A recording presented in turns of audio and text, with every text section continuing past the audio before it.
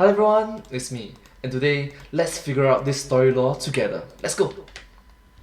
And scene. That's it, ladies and gentlemen. That is Thank you a so wrap. much. Good job, people. Can't wait for the world to see our horror movie with its symbolic plot and ambiguous ending. A Matthew Patrick dread thriller. What if fear was more than fearful than fear itself? The internet is gonna be debating this one for years. What's this? If your film is vague and dreary, prepare yourself for a theory? Dreary theory. Interesting. No. No, not him! No! It was meant to be artistic! Hello, Internet! Welcome to Film Theory. Hello Internet! Welcome to Film Theory! Hello! The show that delves so deeply into crackpot fan theories, it's scary. And today we're partnering up with Crypt TV to poke around their twisted universe. If you're unfamiliar with Crypt TV, it is pretty miraculous, actually, if we're being honest. In this YouTube age of churn it out as fast as you can while keeping it so brand safe it hurts, Crypt TV is like the complete opposite of all of those things, and proves that you can still succeed on this platform even when the algorithm is actively stacked against you. Each Crypt TV upload is a mini horror movie full of practical effects, horrific original monsters, and scares. Lots of scares. Gory, edge of your seat, scary. Like, you just don't see this sort of stuff anymore. On YouTube, most definitely, but heck, even in theaters, original monster designs, practical effects, it's crazy. Crypt TV is just a breath of fresh air, so if you like scares, then you're gonna love this channel and you're gonna love being subscribed to them. Go! And moreover, such creativity involved with such high level budgets and such good team behind it. Thankful. Oh, do it right now, Thankful. in fact. I'll be here talking about their universe. And get this, Crypt is still not done. Not only have they crafted hundreds of original creepy tales that you can just watch for free right now, but they've gone one step further. They've created an entire interconnected cinematic universe. Original and connected. Interesting. Yeah, eat your heart out, Universal Studios. Where's your dark universe now? Between Oh! TV's various properties, such as The Birch, Mordeo, Camp Monster, and Sunny Family Cult, they've pretty much created the Avengers for scary monsters. Spook Avengers! This is why today we're focusing on the team's Iron Man, a faceless creature known as the Look-See. Not only is he one of the most recurring monsters in the Crypt TV cinematic universe, he's also one of the most intriguing. Since Season 1, fans have been speculating wildly, who is the Look-See? What exactly is it up to, and why? And now that we're at the end of Season 2, we're left with an even bigger question. Why are there suddenly two of them? Getting to the bottom of it all in one video would surely be a fool's errand, but fortunately for you at home, I am that fool. Trust me, if you don't stick around for this one, you're gonna regret it. And as we'll soon come to learn, regrets come with a price. I really like it that MatPat have acknowledged it that it takes one to acknowledge one. It takes one to know of one, so... Let's dive in. We start with the basics. There's very little that's explicitly told to us about who the Look-See is and how he operates in his videos. Most of the information comes in the form of a cryptic letter that he leaves for all of his victims. If you yourself cannot release, it will come to take a piece. And when he says he's going to take a piece, he means literally. And that piece is very frequently not tiny. Throughout each season, we get to see the bloody consequences of this little mantra. If a person is unable to let go of something or someone in their life, a past marriage, a lost child, a failed business, what have you, the Look-See will come to literally make that cut for you. Season 1 explores the fallout of a mysterious poisoning which killed 13 students at a high school, while Season 2 is a prequel story, taking place back in the 1930s, following the families of two twin brothers, Robert and James Capshaw, who made the mistake of founding a bank right before the Great Depression. Whoopsie! Bad choice! As you can imagine, both scenarios offer plenty of opportunity for the Look-See to, help people in dealing with their grief and remorse. So the Look-See monster appears to have himself a basic set of killing rules that he follows. Not all that hard, right? But it's a bit more nuanced than it first appears. First, it's important to know that your goodness or badness of a person doesn't seem to matter to him. In Season 2, we watch as the Look-See lets a sociopathic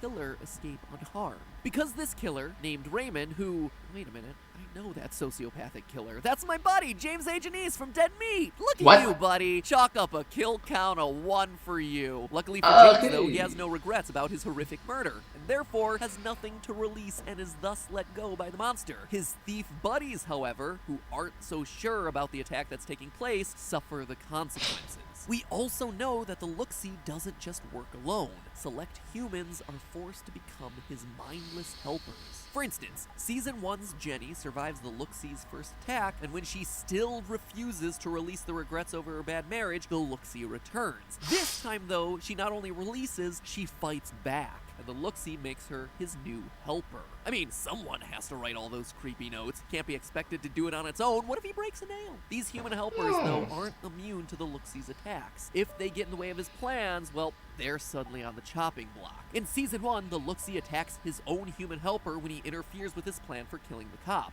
Finally, there's the case of the pocket watch.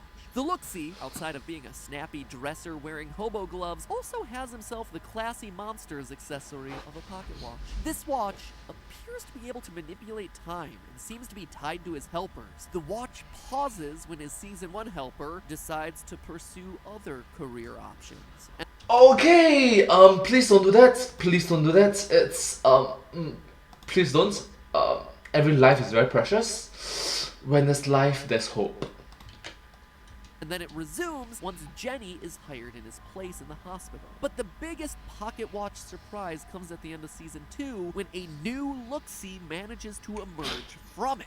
Obviously, this prompts so many questions. Why is a second Look-See being birthed before our very eyes? Where did it come from? Why is it coming out of a watch? And what's with that cute little bow on its head in the shadow? Those answers, sadly, just don't exist. Or at least they don't exist in the Look-See series.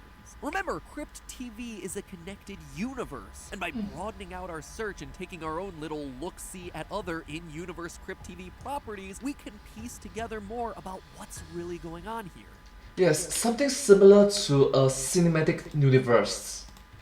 We begin by looking at Season 3 of The Sunny Family Cult, which tells the story of a teenager named Taylor trying to live a normal life despite her not-so-normal family of serial-killing cultists. Talk about awkward. See?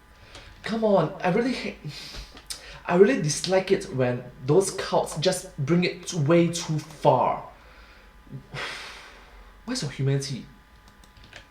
Season 3 focuses on the character Roger as he tries to get Taylor to carry out a demonic ritual from an ancient evil tome. Though, that seems kinda redundant, doesn't it? Is there ever such a thing as a tome in movies that isn't both ancient and evil? Where did all the good, wholesome new tomes go? Anyway, this Puppies isn't and just friendship. an old evil book. It's the one upon which the entire Crypt universe is built, considering it's connected to most of the other Crypt TV properties. Like in Mordeo, when these scouts try to get their demonic rune decoding badge. So much easier than that not time badge. Anyway, when Roger opens up the tome in Sunny Family, we see the Look-See creature has his own 2-page spread, along with other Crypt TV monsters like A-Pony and the Birch. There's even a page that describes the ritual for creating these sorts of monsters, calling for a blood sacrifice of 4 victims, then the 5th will, quote, become something. Thanks for the specificity there, book. If I'm going to the trouble of finding 4 human sacrifices. The guy that was okay. The least you can do is offer me some assurances that the 5th one's gonna turn into something cool and not, you know, a sack of lentils. That's honestly the lamest thing I could think of while I'm sitting here recording. Anyway, the picture strongly... Me. I can think of something that is very random, very something lame. Air. Something that's very random. Air.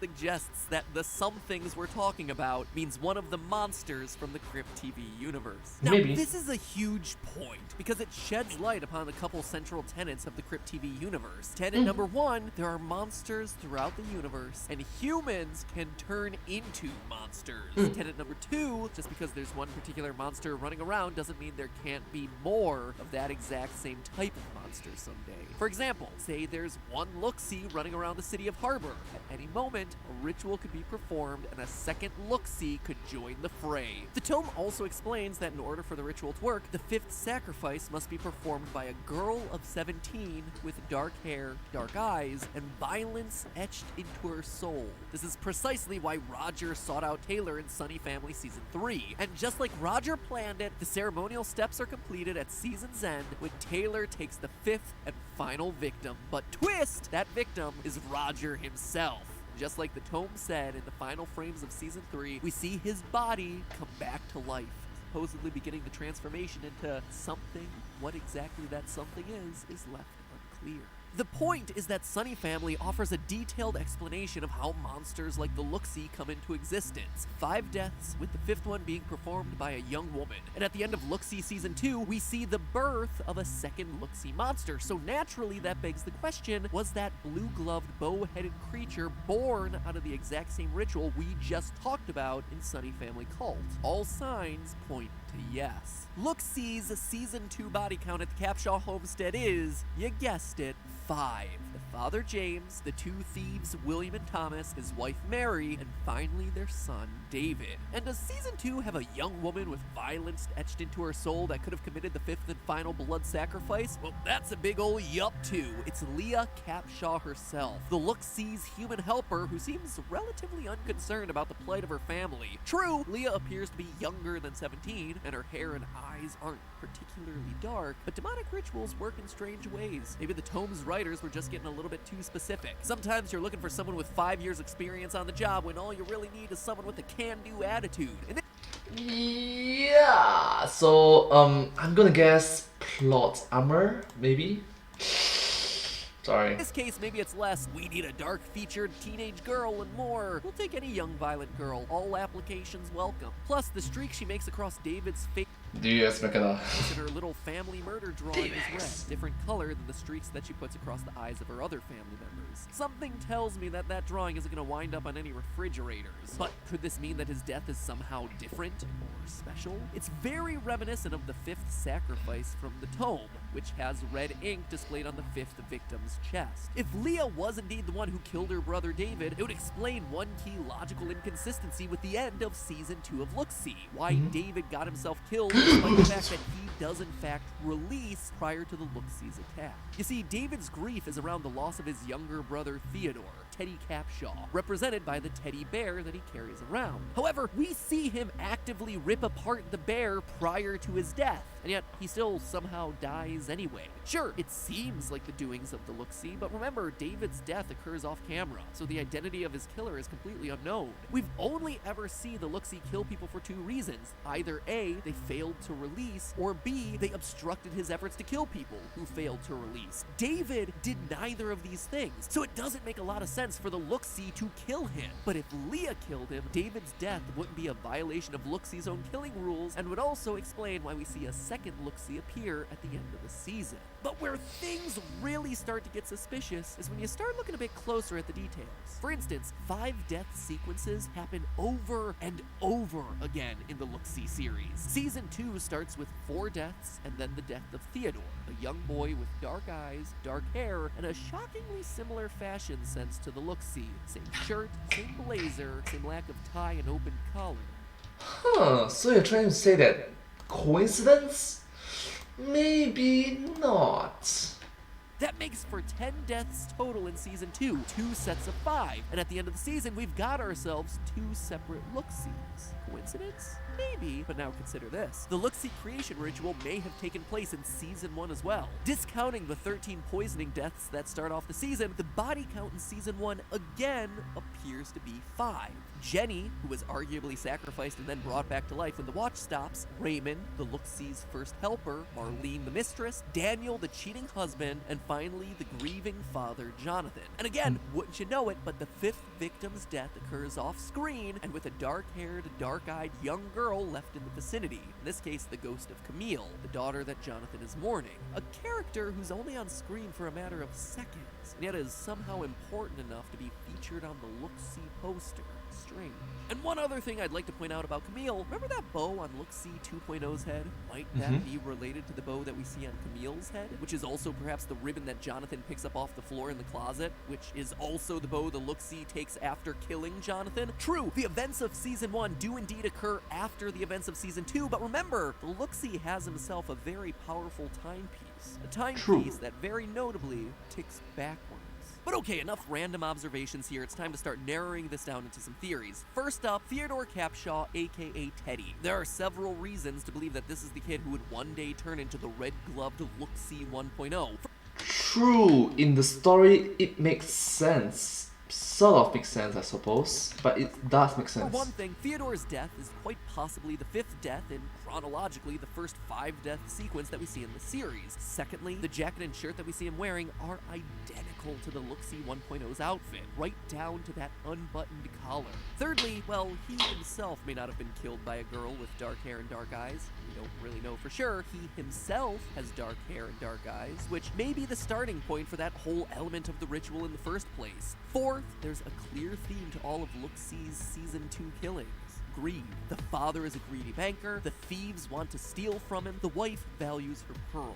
Now, we know Look-Sees are motivated by giving people a chance to release their regrets, their pettiness, the guilt that they have on their lives. Potential victims that ultimately embrace what's really important, like family or loved ones, ultimately survive the Look-Sees attack. Therefore, it would make sense that Teddy Capshaw, a kid whose mother and father literally loved their possessions more than him, would come back with this sort of killing ethos. He was ignored to the point of death. He won't allow that to happen to anyone else. And finally, a 5th point in Teddy's favor, both his brother David and his mother Mary have memories of Teddy standing in a field or in a farmhouse, not in New York City where they're returning from. This suggests that the Capshaws were returning to their former home in Harbor, not moving there at random in the wake of the Great Depression. This would explain why the Look-See haunts Harbor. It's the location where Teddy died.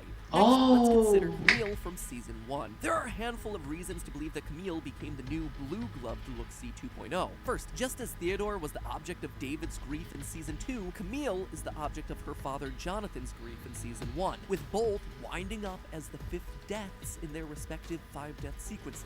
Secondly, Look-See 2.0 appears to have a bow on its head, just as Camille had a bow on hers.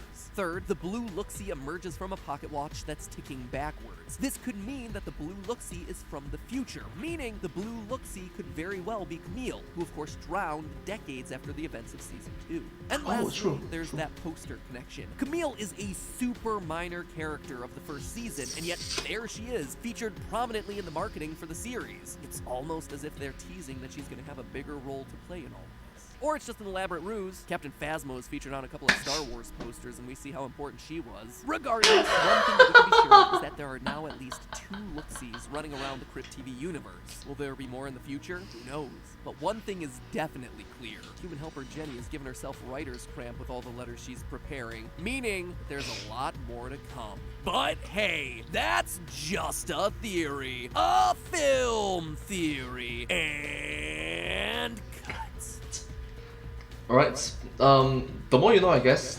The story lore behind this cinematic universe is quite deep. Well, anyways, thank you so much for watching this video together with me. I hope that you find this video very unique and quite interesting, actually. Yeah, if you do like this video, please remember to like, share and subscribe to my channel and comment down below if you have anything to share with us. Don't forget to follow my channel and sincerely appreciate all of your support and encouragement for my work. Thank you all so much and I hope to see you all in my next video. But hey, that's just a theory. A film theory. And cut. Thank you. Bye-bye.